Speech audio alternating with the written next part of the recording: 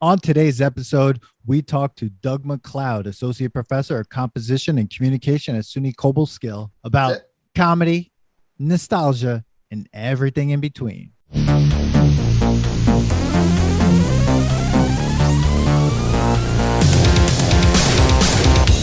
Welcome to the Nostalgia Test Podcast, the show where two longtime friends put their mainstream pop culture past to the ultimate test, the Nostalgia Test.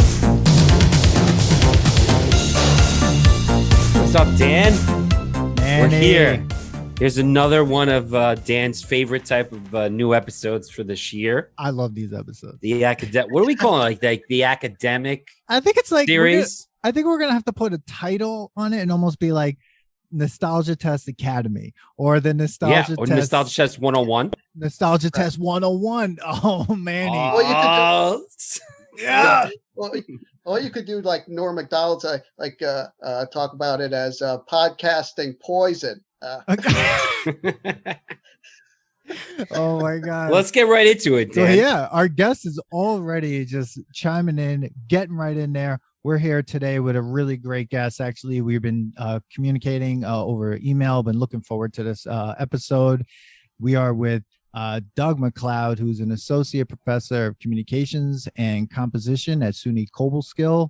Doug, thank you so much for being on the show. Yeah, thank you very much. This is an absolute pleasure. Appreciate it. When I heard about this, it's kind of up my alley. I teach a comedy class at SUNY Cobleskill. It gets a lot of play and a lot of enrollment. So this was when I had heard about this, I said, "Man, this is right up my alley. I love this stuff.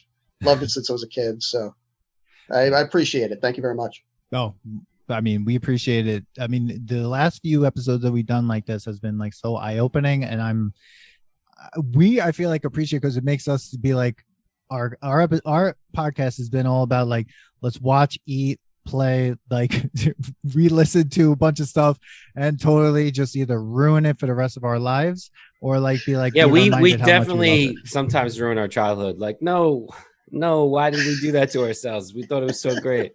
But we've actually put some stand-up comedy to the test, some albums to the test. I'm going right off the bat, Dan. Go. I want to know something. Mm-hmm. Doug, so you said it's really highly this class, people want to sign up for this class. Are these people thinking they're funny, or are they just like are they just interested in comedy, or a little bit of both? Like, do you need to tell them they're not funny, or like you know? So well, they actually come into the class thinking I'm funny, and then they become sorely disappointed, and then they decide I'm not that interested in this class, and I end up having one student there every. There you go. All right. Yeah. No. So it's like the class is just like a spotlight and one mic. It's just like, yes, go ahead. That's right.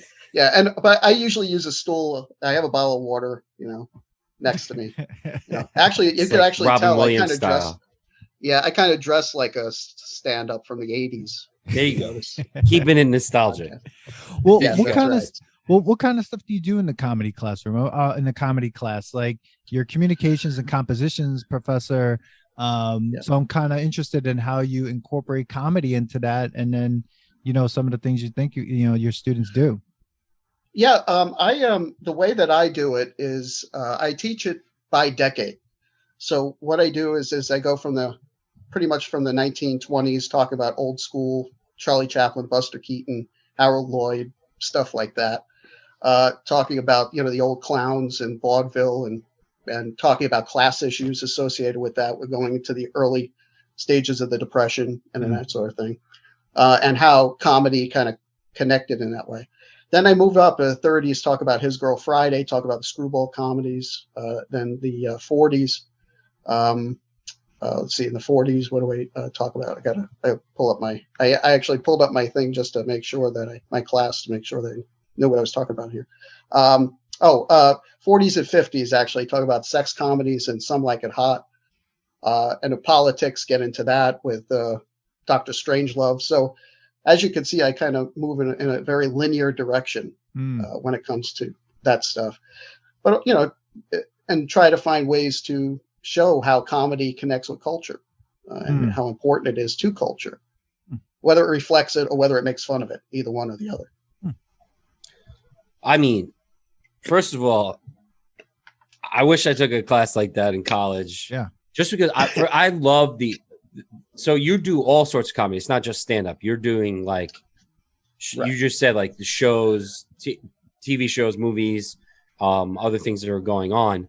But I love all of it. But I particularly love the act of stand up comedy. Like even I like love when stand ups do not do well. And I'm not making fun of them. To me, the fact that you stood up is an art right there. Like to stand up and make a joke and try to make these people in front of me laugh. Dan did it. I went and saw Dan years ago. Wow. And it was so impressive to me because, first of all, I knew his stories. So like I was like listening to him tell a story in such a different way, and how he set it up, the punchline and everything. Dan, I still remember it with the photo, with the 1 hour photo joke that you did. Yeah. So I think it's such an impressive art form. And like when people like cringe when someone's bombing, I'm just like, dude, the amount of work he's putting in and just learning from the fact that he just failed is huge to me. Like that movie, the comedian that Jerry Seinfeld made, the documentary. Yes. Phenomenal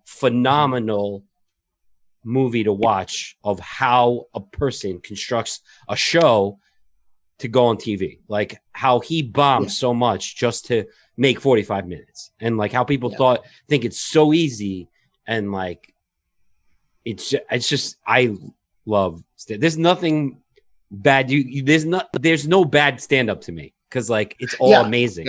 You know, well, I mean, a lot of stand-up comics will tell you that, and you even, I think about it from the standpoint, but Dan, you know, being a teacher too, the way that you succeed is to fail, right? I mean, you know, the only way that you can learn from experiences is to say, is to not be perfect at what it is that you do, right? And you're going to try something out and it just doesn't work. And then you move forward and you say, well, that didn't work. How do I adjust it? Talking about Jerry Seinfeld specifically, he has this great little thing I use in my classes, my composition classes, because I always talk about composition as I say, the best type of writing to watch is generally stand-up comedy. And Jerry Seinfeld has this great little clip, a New York Times clip, where he talks about the construction of a joke. If you watch Comedians in Cars Getting Coffee, he speaks about how like certain words are funny, you know. He's talking about a Pop-Tart joke, and talking about how Pop-Tarts, you know, like, you know, are now, see, this is the thing about me. I would be terrible as a stand-up comedian, because I can't tell a story. I'm horrible at joke telling. I am the, you know, I'm awful at that. But when it comes to just kind of natural conversation, I can make a joke. Things kind of come up pretty quickly, you know, and I can do it. But when it comes to like telling even a joke that another comedian tells, I would destroy it. So and what Manny is saying is right. I have so much respect for that art form. And it's because it's about the writing, it's about the delivery, it's about the moment. You know, and that's another thing too. An act could work in one place, and then the next thing you know, the act is not working someplace else. That's right. Yeah. And so it boggles my mind. And I think that's the kind of the beauty and the burden of it for a lot of these comics. And that's there's a lot of improv. There's like improv. It's like, it's funny because it's got to be structure and it's storytelling, like, and you had a beginning, middle, and end, but then there has to be some improv involved, because like you said, if you're in a city that joke just doesn't land, now what?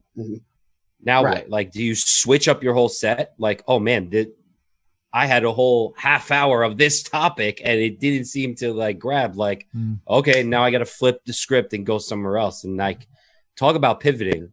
You know, we learned a lot about that during the pandemic. Like comics, stand-up comedians have been pivoting for years. Right. Yeah.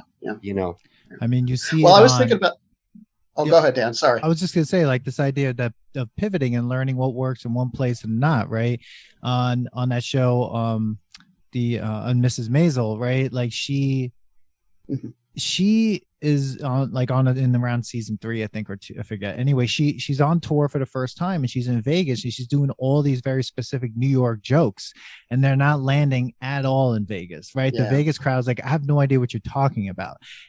And she's told the casino owner, who is really hilarious, like total mafioso, but he tells her, you know, you got them at the end. You were really doing well at the end.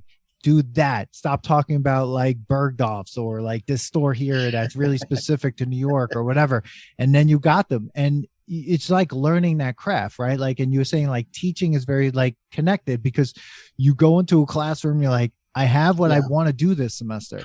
And you're like, I'm hoping it works. And it might work with the class in the morning, but not work with the class in the afternoon. Absolutely. And the class in the evening, you're just like, I'm going to take a shot in the dark and just ask them what they need. And just kind of like, you're just in the moment. And it's kind of so very similar to stand in front of a group and be like, okay, here's my hour and 20, or here's my 50 minutes or whatever my time is for as a teacher, you know?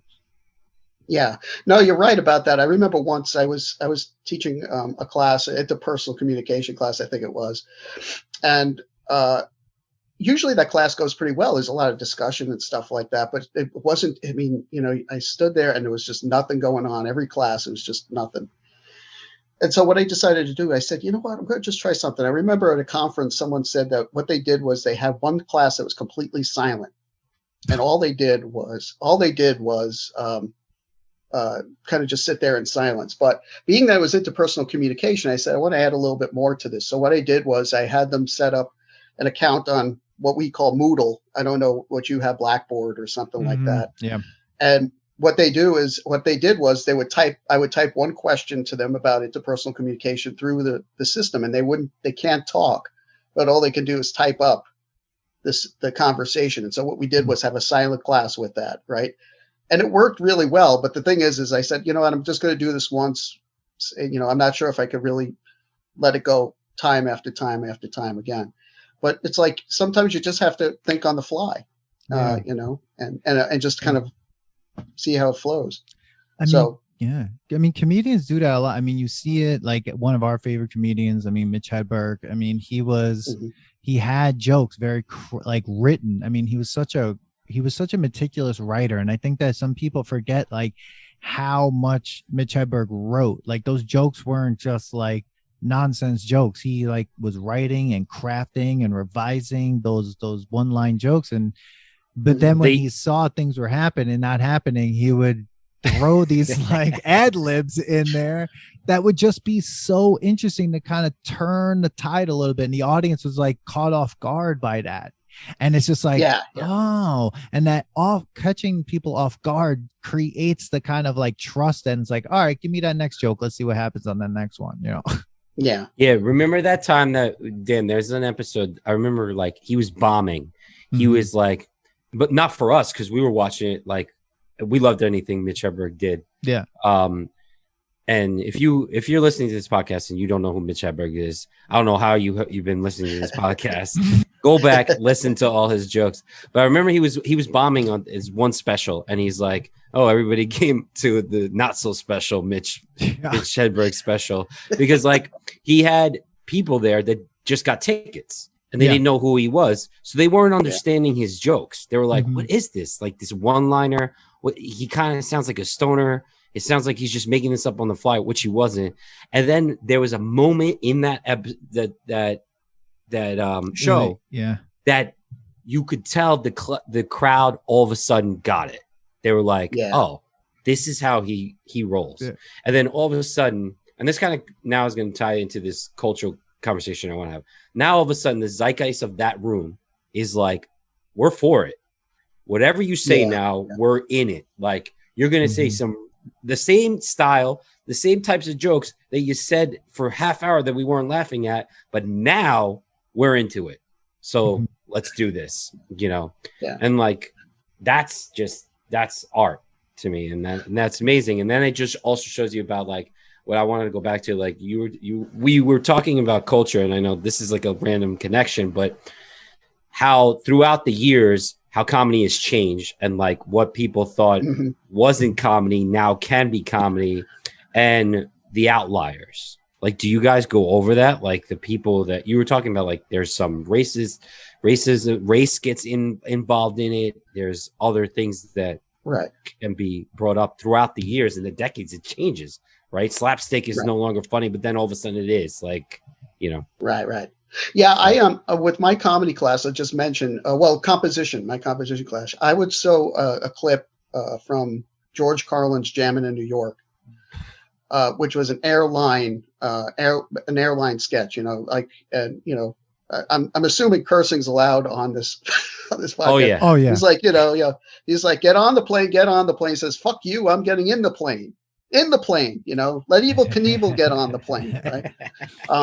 And stuff like that. And I would actually show that clip in a revision class. How do you go about revising and the way you word things and all of that sort of thing.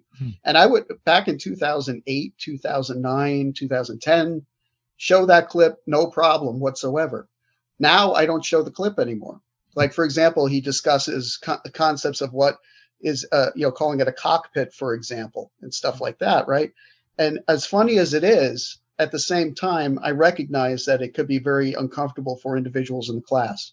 So what I do is I just tell them, listen, watch this. Most of the time, it's not a problem, but sometimes it can be. And so I say, watch this on your own. Make sure you watch it. If you're uncomfortable with it, you don't have to watch it. And I'll just mention in my comedy class, I always have a disclaimer in the beginning of the semester, making sure to let them know you may not find this funny. Other people do. Make sure you're aware of that. And there are going to be, well, for example, we have a whole class on blackface in the movie Bamboozled, which is Spike Lee's satire. That's kind of like a network, modern day network satire. And it's a brilliant piece of work. But it's not easy to get through. Oh. But I make sure to let them know this is how it was. Al Jolson did it, and back in the early days of comedy, that was something that was done in vaudeville. So, so going to Manny's point, I think that there's some correct, that's certainly correct. But I want to mention also, I saw Bill Burr in concert, and I could tell you he's very similar in that way, where he's able to just do things on the fly. He's so quick and so on it, and the audience is with him the entire time. Though, when I think most people going to a Bill Burr concert know Bill Burr. I think most people have a concept of who he is at this point, especially now with all the, social media platforms that there are out there and that sort of thing. But either way, he was just so on with improv stuff. He is so good. And I saw Gilbert Gottfried, and there was a heckler in Gilbert Gottfried. I was actually being dragged out, this guy, blood on the floor. I'm telling you, it was that bad. And Gilbert Gottfried just kind of stopped, let it go, and then just kept on going with his set.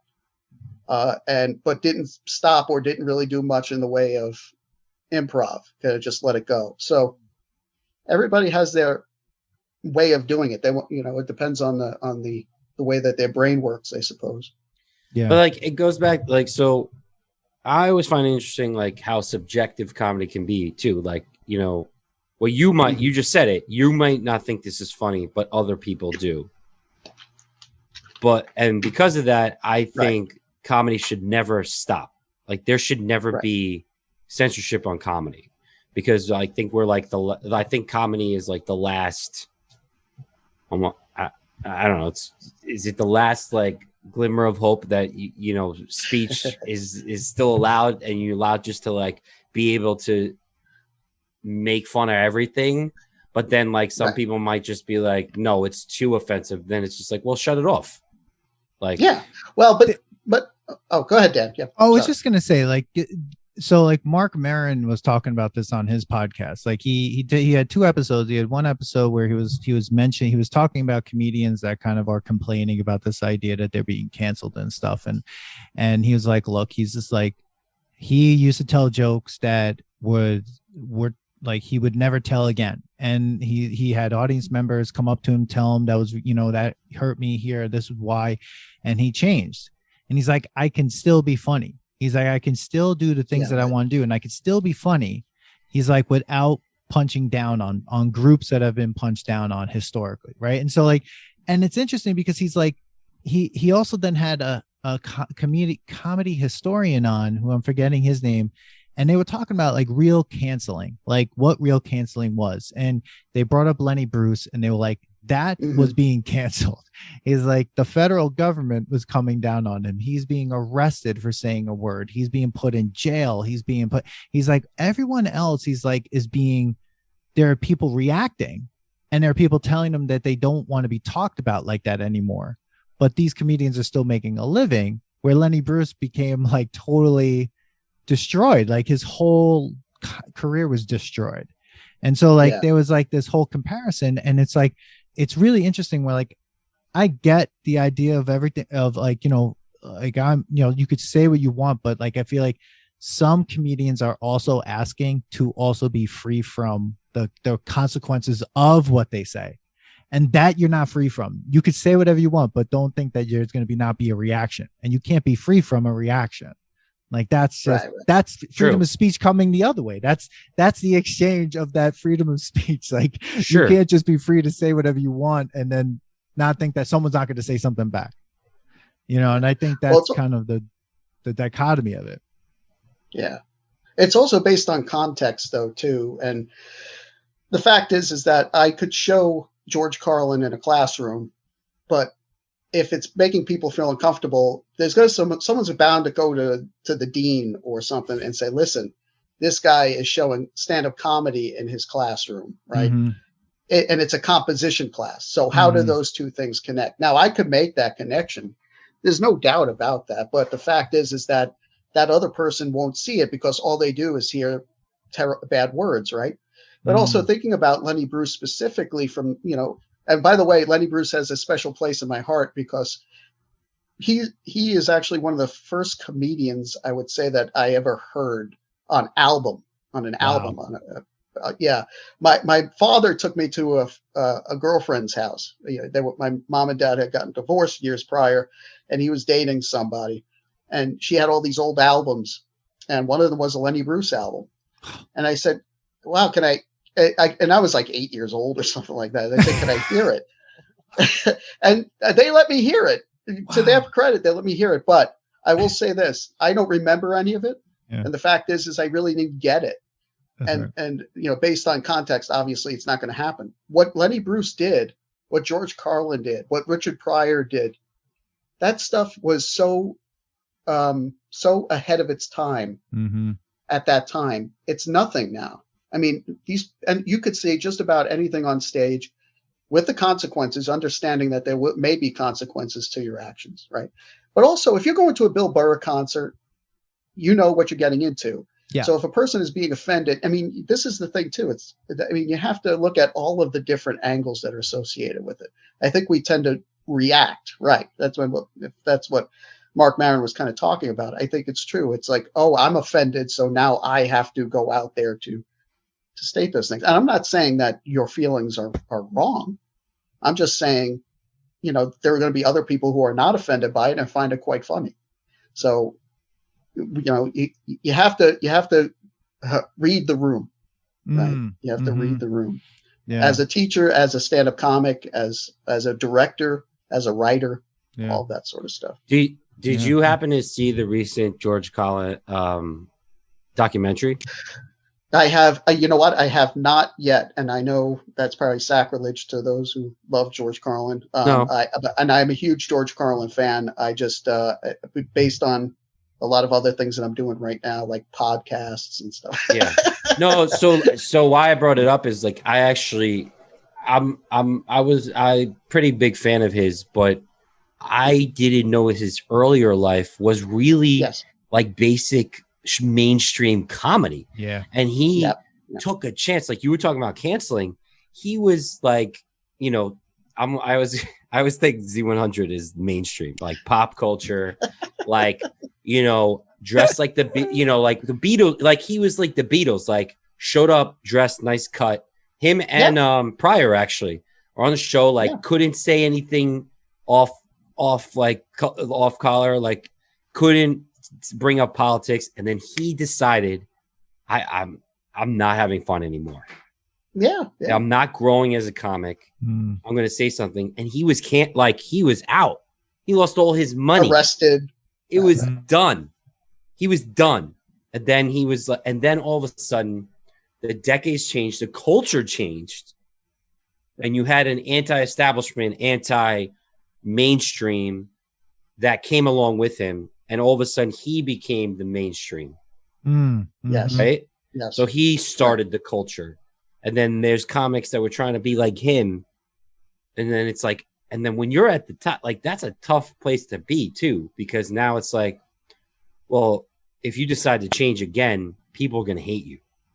Well, that's the thing about Carlin though. He was so good. Like, for example, he could do that. He could be this guy. And then all of a sudden he's hosting the first Saturday Night Live ever. Right. Yeah. And then he can't do a lot of the stuff that he's doing out there on Saturday Night Live on nationwide television. Right. But then he can be in Prince of Tides and play, the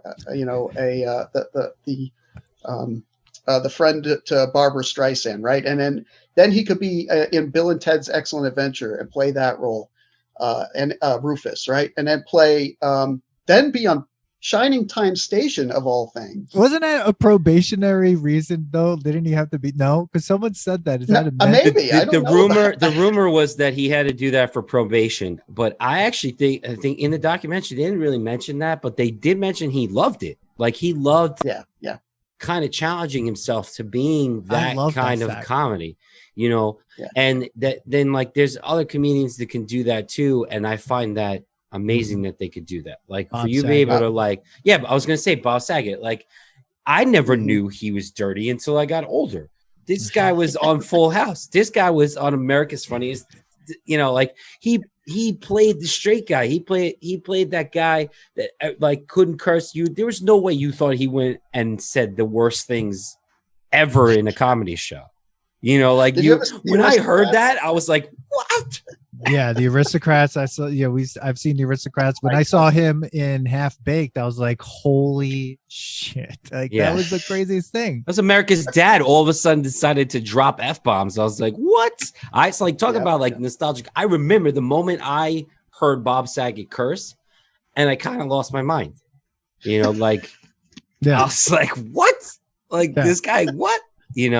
So it's crazy, and I guess. Like, but that's the thing. Like, only a few know how to change or be the change in the culture.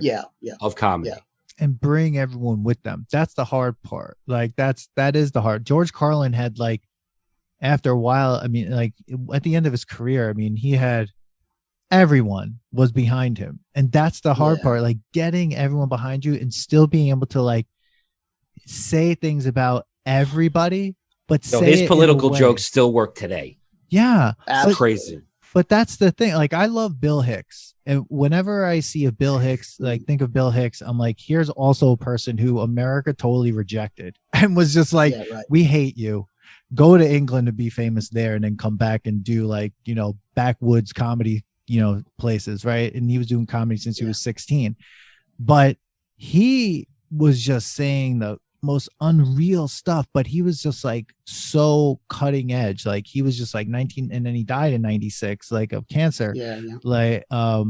But it's interesting to kind of see that. Like, and I guess my question, like I have this really interesting like this question too, Doug, about is comedy, do you feel like stand up specifically, is that something that's specifically American? Like, because like I'm always thinking like what this looks like in other countries. Like I know there are other comedians in other countries, but stand up here seems like it is at the core. Like it is just everywhere. It's part of so many cultural movements and so many cultural spaces and so many different types of, counterculture and mainstream culture, like comedy itself. So I was curious your thoughts like about it as a art form. I would say that it's not unique to American culture anymore. I would say at one time it may have been that way, but with the social media universe the way that it is, you're going to see a lot of stand-up, French comics and Indian comics, and it's right now there's just to be honest with you, my main focus is generally American culture when it comes to my classes and stuff like that. But with that said, I would say that with social media universe the way that it is, you start to see now that stand-up comedy is pervasive. Comedy is pervasive, right? Mm-hmm. Comedy and laughter is something that we all can do. We all find it. It's like music in that way, you know. Yeah. You could just find common ground in those particular things. In fact, I think about, like, for example, Joe Coy, who is now, he's got a new movie coming out about Easter and how Easter is huge in Filipino in the Filipino culture, right? ABC is kind of big with this, right? ABC has a lot of shows that are always focused around different ethnic groups and different cultures, right? Fresh Off the Boat, for example, Christella was on for a while.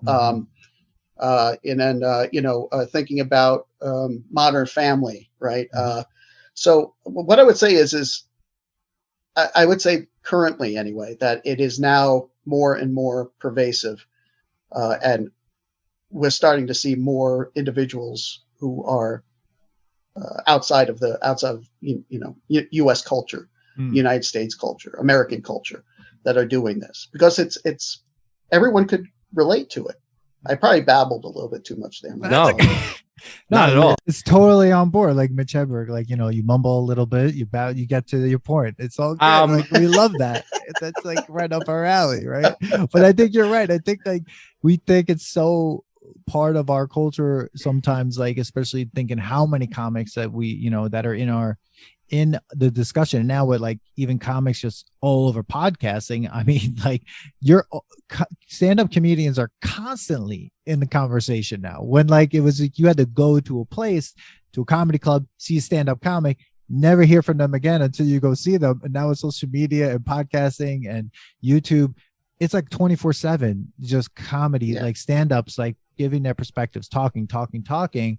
And it's really a totally different world in terms of that as well, I want to mention about Conan O'Brien. I just want to give, his give him his due, because his show on TBS specifically, he had a lot of comedians who would come on from different countries. And so different countries other than America, let's just say that. I want to be careful as to how I go about wording it. But the idea of people outside of the US, he would bring on Flula Borg, for example, who's, I think that's his name, is his hysterical German comedian, and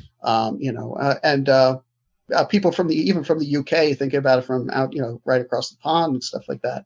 So I'm just thinking about it from that perspective, that we starting to, I think a lot of comedians are starting to recognize that comedy is very pervasive as well. And it's so much attached to, like, our own personal nostalgia, right? Like, I'm thinking about, Manny, all the way back in the beginning of the episode when you were talking about watching a comic bomb, and like how much you love that because it looks so humanized. Like, it's so much, like, it's exciting, right? And it's really awesome. Not for the comic, but the idea of, like, how they deal with it. And some comics like just like dive right into it and are like, can like work with it. But there was an album, the day the laughter died, I think, or the night the laughter died, that Andrew Dice Clay did, which was produced by Rick Rubin. And the whole album is only him bombing, purposely almost. Like, he would do his thing at Madison Square Garden, whatever it was, and then go to Dangerfields and just stand on stage and just talk. And it was just an album of silence almost the whole time. And And then I think of Andrew Dice Clay, and I think of, who do you think, Manny? Manny Teniu. There you go, man. Yeah. This kid, that's hilarious. This kid, man, comes up so many times. This is a friend of ours that kind of like grew up with Dan before I met Dan. But like, I was friends with him for a little period of time when Dan wasn't. Yeah. But like, there's so much of our nostalgic past that we were introduced to because of this guy, and he's never been on our show. We've asked him, and he's just he's grown up, he's married, whatever. But I'm married too. I mean, we're all married, but I don't know. Matt, come on the damn show. But Yeah, Andrew Dice Clay. I remember listening to. First of all, I got in big trouble for listening to Andrew Dice Clay would not work anymore, unless he changes his comedy. Obviously, I mean, I know he's still making a living. Yeah, but like you said, like Doug, you even brought this up. Like, he's not canceled. No. You know, he's just not making as much of his living as he was, because that was more expected. Like, what he said back then was really raunchy. And I mean, you could laugh at it now, but like, there's definitely some people that would find it very, very, very offensive. Oh, God. Oh, absolutely. Well, I think about him on Saturday Night Live, right? When he was on SNL. Oh, yeah. For only person. Nora Dunn. Yeah. She said, I'm not even going to do the show. I don't want to even be involved with this. It's not like that anymore, though. If you notice, you have like Bill Burr, for example, or that Dave Chappelle, or John Mulrooney, John Mulvaney. John Mulrooney, that's an old one. John, that's my nostalgia. That was from Comic Strip Live. I don't know if anyone ever remember Comic Strip. Yeah, back in the 80s and 90s. But John Mulvaney, right? The people now actually appreciate it more. They're actually, it's not like the old days where people would say, I'm not doing the show because this guy is on the show. I mean, even look at like when Donald Trump and Elon Musk were on the show. They didn't say, I'm not going to do the show. We're going to just go with this because it's just part of the pop culture zeitgeist, and it could give us more views. It could give us more. That goes into like, exactly. There's a moment in time that people were just like, they wouldn't do the show and they would protest against it. And now we're just going to go with this. And it's almost the joke. And I think, in a way. Right. But if you even think of like SNL, like as a space for comedy, right? When it started, it was like very much counterculture, right? It was very much countercultural, and kind of like Rolling Stone magazine, right? As decades progress, it's mainstream, like it is, and it is. Everyone knows it. It makes millions of dollars. Lorne Michaels is like produces how many shows late night? Jimmy Fallon is SNL. Seth Meyers is SNL. So he's like, everybody from SNL is everywhere. It's injected into everything, or movies or everything, right? Sure. So it's almost like it's counterculture, but it's also just so mainstream. And Rolling Stone, same thing. Like it's Hunter. It goes from Hunter S. Thompson to oh God, what's his name? I'm totally forgetting this other writer that was really great, but sorry. But then now it's just a small magazine that I wouldn't want to even. Well, it goes back to like Mad TV, like Mad. You remember Mad Love TV Mad was TV. trying to like love, and that was like the counterculture of SNL. Like we're gonna be the, we're against now that you're like part of the corporation and you're part of the zeitgeist. So we're gonna do this, and it's great. Everyone loves it. Yet it didn't last. Like but yet SNL has standing test of time, even though like maybe they're not getting as many views, but who is? Like there's so much out there now. It's hard to even like you could get comedy on TikTok in a minute, there's so much. Let's switch channel. And now they're competing against that. And I think SNL it's good. I mean, I watch it still. Yeah. I think, and someone said this the other day, I kind of agree. They're like, we lost our culture because of the internet.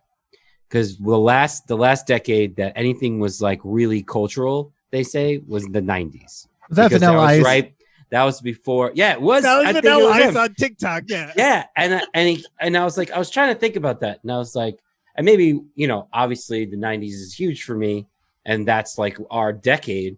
I was born in 81. 90s is like my informative year. Yeah. Like I think about anything I think about, it really comes back to the 90s. But it's like, is there truth in that? Is there like, because like there was more focus on what was on television. There was like, everyone talked about it. Was like, if you didn't watch it and you weren't in the conversation on Monday at school. Yeah, right. Like, and now it's like, I could just look at my phone and look at so many different things. Where's the water cooler talk? There isn't anymore. Like, well, what's the beauty of that's the beauty of SNL though. And I think what's interesting about SNL is that without the internet, I think it would have started to fall apart a little bit. But I think a lot of that, let's just say, I think a lot of it has to do with the writing. As I've mentioned with earlier stuff. I think the writing is important. I also think it's based on the commitment of the people who are on the show and who are there. I mean, I think about like just before you have the Kate McKinnons and the A.D. Bryants and the Kenan Thompsons and that sort of thing, where it was starting to, I remember like there was one episode where almost every sketch was like a game show. And, they always have that one game show sketch that they always use. And it's like, why are they, I mean, is it really falling apart? And then all of a sudden you have people like Kate McKinnon, Pete Davidson, Mikey Day, Alex Moffat, all of these guys who are just so, Jay Farrow when he was on the show, so like these people are so committed to what it is that they're doing that you kind of almost have to find it funny. There's a new guy on the show called Andrew Dismukes, who's hysterical. And there was this one sketch where Lizzo, they're talking about Beanie Babies. And I don't know if anyone saw this sketch, but it's really stupid. But there's this moment where he tips over the Beanie Babies on the thing and he yells, "Gee, damn it." And he screams and he pushes it down, and he's so committed to that moment. And he's talking about how he draws Mario and he wants to draw Mario for a living. There's no possible way that could work if the person is not committed, fully committed to what it is that they're talking about. Yeah. And I think that's why it works.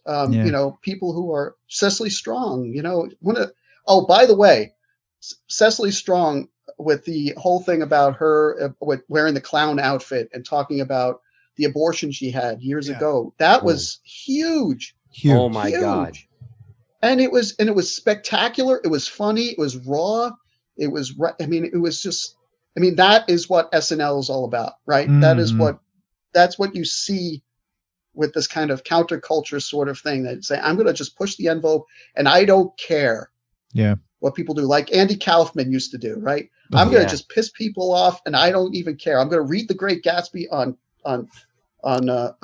stage, and that is it. And I'm going to piss people off. And that's what makes good comedy. I think they were kind of dying off for a while there, SNL, because of that. They were just, it's not, let's put another game show sketch out there. Yeah. It would be kind of funny.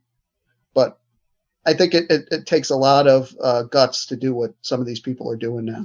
And it also, like you said about the writing, and I think that's what makes it nostalgic and makes it culturally, you connect to those things. Like there was a whole video sketch that they did about the father-son podcast kid or something. So it was a podcast kid. It wasn't recording at all. It just was. It was just. It was the white man. It was the white man's podcast kit. Oh no, there were two podcast ones. There was one with the father and son. There's a father and son. Because fathers and sons can't talk to each other. Masculinity, all those things that we talk about when it comes to men and stuff. And it was like, no, but men do talk to each other in podcast form. So I remember the joke, and it was like get to know your dad, and it was like they were both talking to each other through with a mic in front of them, and then it wasn't recording at all. No, and then the one you said, Manny, about how it's like it's responding to here we are. I mean, they made fun of what we're doing right now. Yeah. I loved it. I thought it was great. It was a fantastic skit, and I thought it was genius as a skit, and I appreciate comedy. So, and most comedy is great because, Doug said it, you relate to it. If you can't relate to it, it's harder to maybe you have there's dark comedy and you laugh because there's a little darkness into it. But when you relate to it and you're cracking up, the giggles, it's almost you're okay with making fun of yourself because there's something in your life where somebody or you've seen that happen and you're it's just hilarious. So but there's so many different forms of comedy. I'm just thinking, I know we focused a lot on stand up, and then we're bringing up a show like a sketch show like Saturday Night Live, and then this whole time as we're talking, I keep thinking of Charlie Chaplin.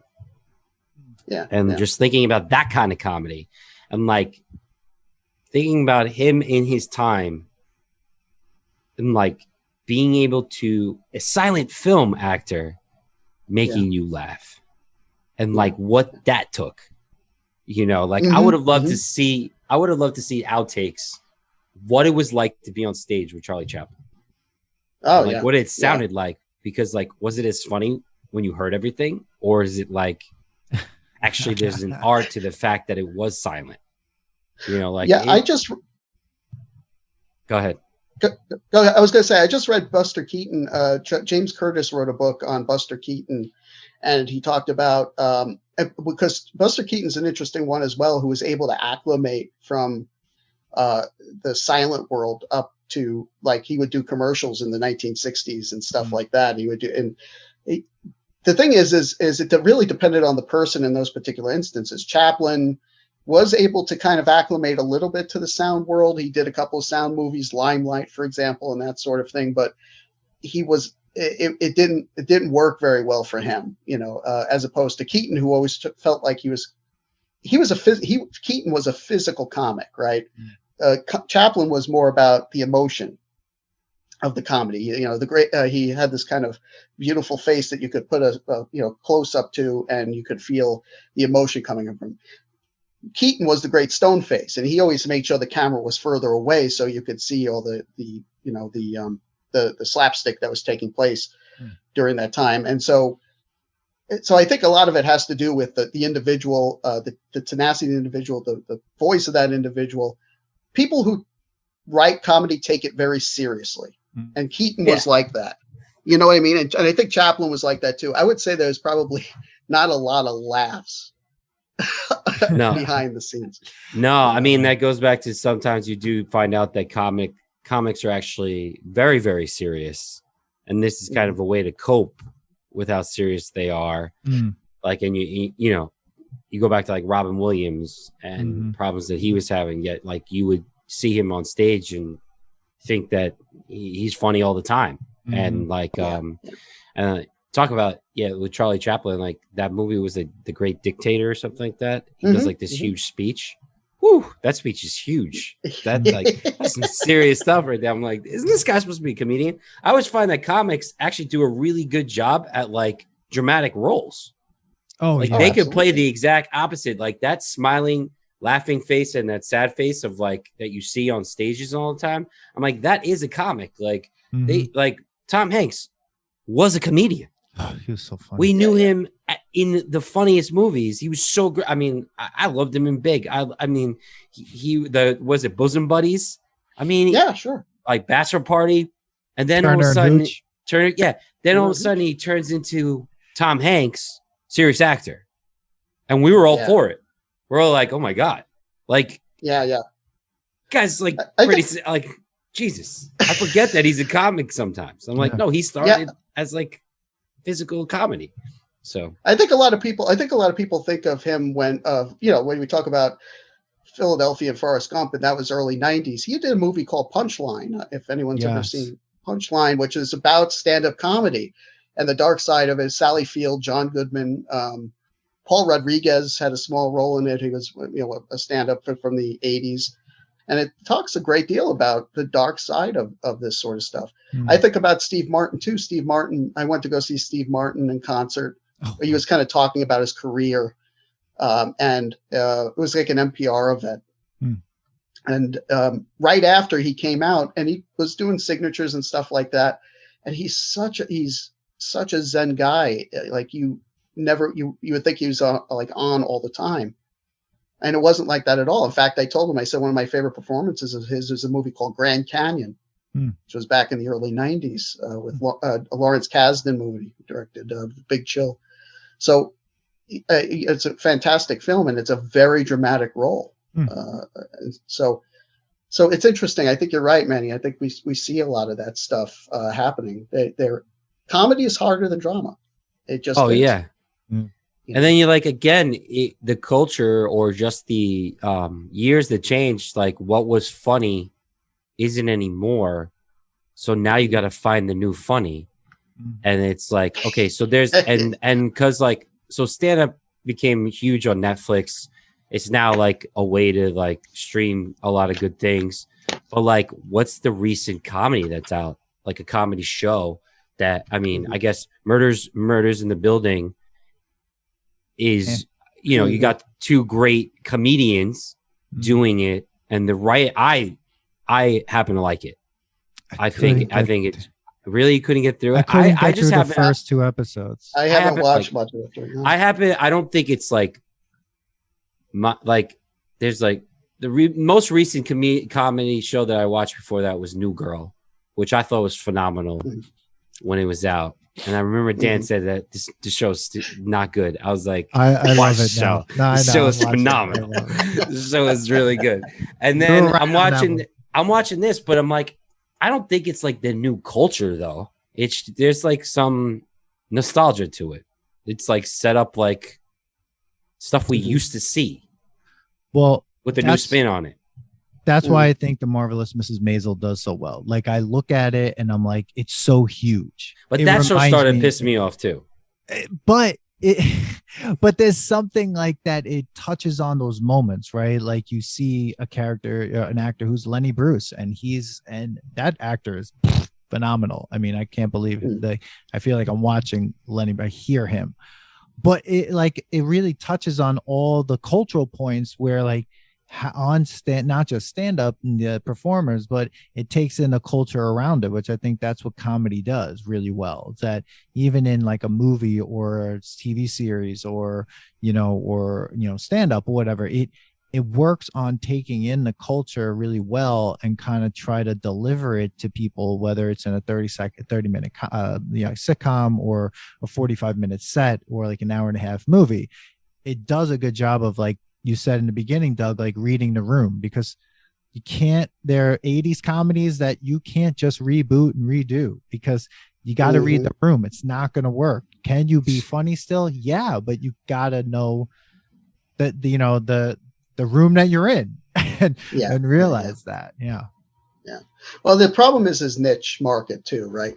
So, I mean, I tell my students this oftentimes. You could go to the grocery store and find, coconut mango bubble gum, but how many people want to eat coconut mango bubble gum, right? I mean, I remember once I went to the store and I was going to pick up Oreos for my wife. I said, she wanted Oreos, so I went to go to the store, and there were no regular Oreos. It was thin Oreos. There was double stuffed Oreos. There was mint Oreos. There was strawberry Oreos. There was Oreos, that were shaped like, toys, from, Pixar's, whatchamacallit, Cars 2, and it's like, where are the regular Oreos, right? And I think what happens is I think we play to these niche markets and we say 5 people want to see this, and then, and then they put it out and it's not successful. Like, for example, everyone loves Step Brothers, right? And I mean, Step Brothers is one of the funniest movies. I mean, it's really hysterical, right?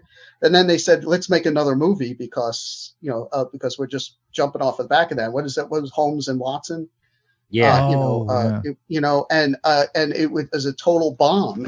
And it's like, you're not reading the room, and you're just trying to play off of something that happened 10 years ago. Well, I guess because then what was like Talladega Nights, then Step Brothers, then that, and it's like, like the joke, like when you start reusing jokes, it's like, it's like how many, it's like they find 2 people who are just so good together and they just ram it down your throats until like they just runs out. I mean, right? It's gonna happen soon with. In my opinion, it's got to happen soon with The Rock and Kevin Hart. I mean, I like a lot of the things that they've done together, but at some point, it's just going to miss. And then you'll never see it again. But, until then. But they're not going to get off that high train, anytime soon. There's no way. You're making, I mean, what is The Rock, like the biggest movie star? Love him. Like I love him too. And I was just watching a bunch of wrestling stuff on him. And the fact that, like, he started the World Wrestling Federation is insane, that he's gotten to the point where he's the highest paid actor right now. Unbelievable. But and he owns XFL. I mean, he does a lot of stuff. Well, Stone Cold Steve Austin was on Hot Ones. And he was speaking about how he respected The Rock so much because when The Rock would come out, people would be like, here's Dwayne Johnson, nobody. He's, people would boo him. I actually saw him very early on in his career at this, kind of like a bar setup where they were having wrestling at this, like club in the city or something like awesome. that. And it was very, very, very early on in his career. Like Jake the Snake Roberts was still popular back then. Yeah. Wow. And so this, this guy, he was nothing. And Stone Cold said, but then all of a sudden and this is what we were talking about before, you kind of have to switch up and read the room, right? So what he does is he starts to lift his eyebrow and he starts to have his little sayings and, do you smell what The Rock is cooking? And he comes up with all this stuff. And eventually he became this icon because he just knew how to play the game and he knew how to do it, and I think comedians have to do that as well. They have to figure it out. Yeah, there's just the last thing on Rock and Stone Cold. Like, there's actually a documentary on both of them talking about their rivalry and how the Stone Cold was the first to be honest with the crowd, and that worked for him. And then the Rock was kind of being phony, and he came back. When he came back at a certain time, is when he's like, "I'm just gonna be me," and he turned heel, but he was being honest. Like, but there was connection to that. Like people liked the arrogance, and people were like, even though they hated him, they loved to hate him. Loved him. And it was like, they were like Batman and Joker. They needed each other. Yeah. And they were just kind of like, they were saying, it's known to be one of the best rivalries of that time. Like, greatest think improv. Just think about like going back. Yeah. Just talk about the one-liners that they were coming up with. And and then like Stone Cold was saying he had to start like making fun of that because he didn't even know how to like combat it. And then he had to start doing one-liners and like coming up with things because like The Rock was just coming up. I don't care what you have to say. I loved it. Oh my God. Well, Joe, I feel like we could go on for hours. It's a tangent, Stan. But I want, as we're like, coming to have like one last question. I mean, this could be for everyone because, we're talking about stand-up, we're talking about, comedy, but I feel like in stand-up, like I would really kind of like to know, Doug, like and Manny as well, like and then I'll throw it in as well, like you're right now the stand-up comedian that you like are listening to or watching, like who do you feel like right now is your favorite comedian out there possibly? For me, I would say Bill Burr is way up there. Chappelle is one of the smartest people on the planet. In my estimation, he just knows what to do up there. You know what? I truly miss Norm Macdonald a lot. I mentioned Norm Macdonald in the beginning, and just one of those people who, one of my favorite, and this is one I do pretty well. You could hear I could do Norm Macdonald. Okay, he goes, the other day I saw my grandmother. When you get old, these weird things happen. I saw my grandmother and she had this bruise. It was from her shoulder down to her wrist. And I said, Grandma, what happened? And she goes, the wind. It's just, oh my God. That's genius, right? Yeah. And and one I mentioned something. It was a shame I heard today Samantha Bee. Her show was canceled on TBS today. What? I think I just heard today it was canceled. She is fantastic, really funny, and a great show. It was a good show. I use it sometimes in my classes as well. They need to give her.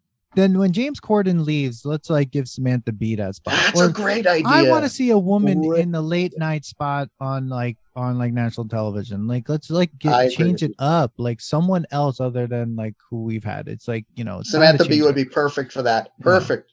But yeah, Norm Macdonald, I just want to say like if you haven't heard, there's a Norm Macdonald like sketch CD where he does actual sketches like Adam Sandler used to do, like those Adam Sandler CDs and stuff. Like there's one where he does, and it's like the Fantastic Four. There's a Fantastic Four sketch where he's like, he gives everyone a name and he's like, and I'm Mr. Fantastic. You're like, wait a second, like you are Mr. Stretchy. That's like what you do. And it's like, but like Norm Macdonald, one of my favorite things that he ever did when he was on Weekend Update, he was one of my favorite people because he'd always do a Frank Stallone joke somewhere out of nowhere, and it would just be like, it's Frank Stallone, and I was like, wait a second, what is this? And it was like so ridiculous, but yeah, Norm Macdonald, awesome. Yeah, Manny, what about you right now?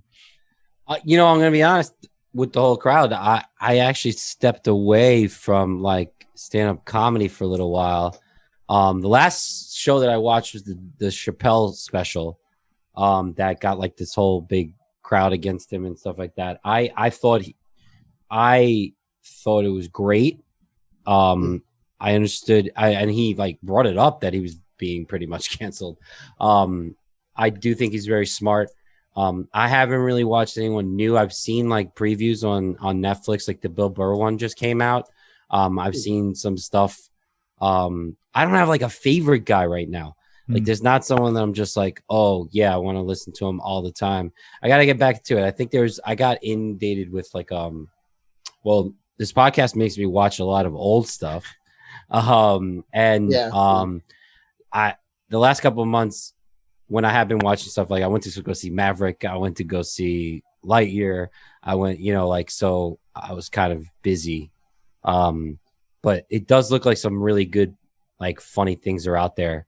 But yeah, I wouldn't say I have a favorite right now. I think I'm excited to see Chris Rock perform. Yeah. I want to see what after his altercation, like what his jokes are gonna be, like about that and stuff. I thought that was crazy part of talking about culture. I thought that was crazy that we all saw that. And I was like, you can like to show that you could do that to a comedian on stage is scary. Because then it's just gonna cause other people to want to copycat it, which apparently Dave Chappelle got attacked. Like, no, Dave, yes, was it? Yeah. It was Chappelle. Yeah, it was Chappelle. Prior to that, I think even the day before that, Mike Tyson or someone was doing an act or something on stage. There was a gun pulled on them. So that was a whole thing. Yeah, so it was crazy. And then it's like, I hope because of how fast our world moves in the news channel, the news like just is that people forgot that happened. And like, we need to just not do that to people that are on stage saying things. So, so I guess, Dan, I don't know. There's a long-winded answer too. Like, I'm looking at like most of my sketches now are on like, unfortunately, and I'm going to submit it because I have to be the marketing guy at the brewery. Shameless plug. That I just watched quick sketches on TikTok and Instagram of shows that are premiered on Netflix and HBO, and they all look pretty funny. Like, there's a woman that we follow, Dan, on our Instagram. She's really raunchy. Steph. She talks about labias and stuff like that. She's raunchy. God. I want to see her because she sounds amazing. She was like the new what was the girl? The comedian that she was older. She was made fun of balls a lot. She was and black guys. She always like fuck black guys. Oh, like I forget what her name was, but the comedian you're talking about is Steph Tolev. Yes, she's got just everyone follow her on Instagram. I love her, Steph Tolev. She probably saying your name like a firecracker. I would love to have you on the podcast. Please reach out. But she's an awesome comedian. Check her out. She's really funny, actually. Yeah. I want to give a plug to somebody else too. I'm reading currently "Please Don't Sit on My Bed in Your Outside Clothes" by Phoebe Robinson, which is really hysterical and really funny and a great book. And I would recommend seeing, just for nostalgia's sake, the great Dennis Wolfberg. I think you should take a look at his work from back. He did One Night Stands and stuff like that. He died way too young. But fantastic comedian. I would just recommend. I want to make sure I mention Dennis Wolfberg's name before we head on out. Sorry. No, Dan, what's yours, Dan? Right now, I'm just obsessed with Tig Notaro. When I first moved to LA, I saw Tig Notaro live at Largo. She is she's to me like master. She's a master, exactly. Like, and her delivery is perfect. And she's got these two amazing podcasts as well. Don't Ask Tig, and this one about documentaries with Cheryl Hines that she does. But she is so good. Her special when she got diagnosed with breast cancer and when she almost died and all that was one of the most impactful specials, impactful albums I ever listened to ever for comedy. And all her stuff after that has been just dynamite. Tig Notaro is like a master at what she does. It's really amazing to kind of listen to her. So yeah. Wow, Doug, this has been an amazing episode. I want to thank you for being here. Thank you for, sharing all this information and knowledge. Thank you for like this conversation. Thank you guys for having me on. I really appreciate it. Absolutely. Just last mention. Have you guys seen the Michael Che show? No, that damn Michael Che show. I want to see that. I just saw his stand-up act, and he's another genius. Yeah. The two of them, Colin Jost and Michael Che. Oh my god, the best. When I heard they were both coming back, I was so happy. I was like, oh man. Yeah, I had like a fear that they would be leaving as well this season too, because we lost some big names this time. Yeah. The new guys are good, definitely, but those are sad to see them go. But yeah, I can't believe Thompson's still staying there. Isn't it like the longest 20 running? years. He wants to go 20. He wants to go 20. He wants to do 20. That's what I heard. Amazing. Yeah. Every time. See, last thing, Dan. Sorry, you want to talk about nostalgia? Every time he comes on, I'm like, that guy was on. Welcome to Good Burger. Like you're like, what? He was on all that, and we get to watch him all the time now, and he's still on fire all the time. Yeah. His facial expressions are amazing. Yeah. Are amazing. I find him. I think he's one of the best. Check out the Orange Years. Oh, the Orange Years. Yeah, shameless plug. The Orange Years. We did. And their new documentary about Gwar. But again, everyone, thank you so much for listening. Doug, thank you so much for being here. Hopefully, we can do this again. And definitely, absolutely, everyone, we would love to hear your comments, your thoughts, your ideas, your favorite comedians, your favorite comedies, anything comedy. Throw it in the comments. Anything comedy. Cable guy. Tag Jim us. Carrey. We didn't even talk about Jim Carrey. Oh man, we have no need time. Another episode, Doug. No time. Tag us or follow us on Twitter at the Nostalgia Test, on Instagram and TikTok at the Nostalgia Test Podcast. Wait, at the Nostalgia Test Podcast. I don't even know anymore. No, at the Nostalgia Test, and on Twitter at Nostalgia Test. People, it's all Manny's Brewery for a little bit. Does Cable Guy pass the Nostalgia Test, Dan? We're gonna have to do that one. We'll do that one with Powder. There's a lot of electricity in both, so we'll. People, Powder. All the information. I can't believe the guy in Powder was in that other movie, Simply Irresistible. I can't believe the podcast. That is such a random reference. Man, Dan, you're pulling out all the you're going deep. No, Dan said. Listen, Dan's setting up other shows that we already planned on in the future. Everyone, thank you so much. Peace out. Thanks for listening to today's episode. Please subscribe to the Nostalgia Test podcast to know when new episodes drop. Don't forget to leave us 5 stars and a positive review so more people can find the podcast. Share your thoughts and memories on today's topic on our Twitter at Nostalgia Test and on Instagram at the Nostalgia Test. Tune in next time because you never know what pop culture will pop up on the Nostalgia Test.